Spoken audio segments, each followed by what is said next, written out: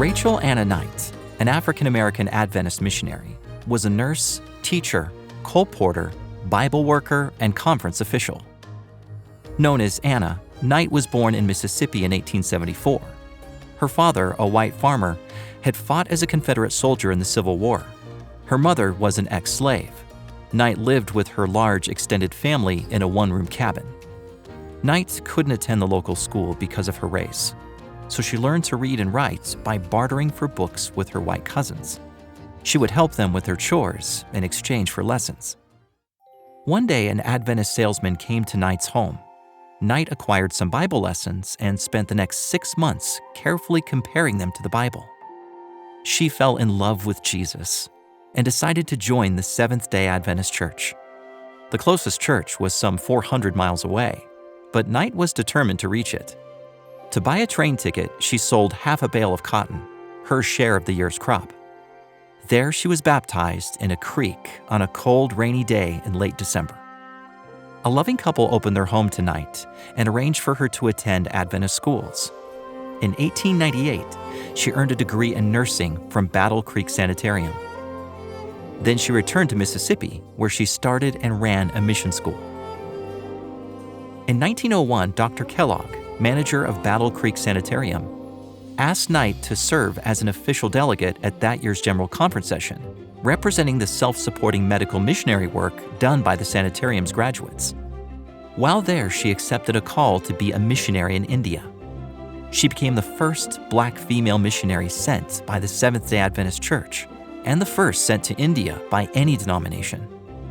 Knight first worked as a nurse in India at a sanitarium in Calcutta. Then she was transferred to the mission station at Karmatar.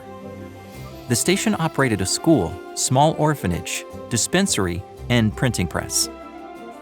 Knight taught Bible in English and tended to medical needs. She recognized that those living at the station suffered from a lack of fresh vegetables, so she taught the students how to plant a garden. Soon the school reaped a bountiful harvest. During her 6.5 years in India, Knight also became a colporteur and Bible worker and learned the Hindi language. Sadly, she received news that the school she opened in Mississippi had burned down, so she returned to the United States to help reestablish it.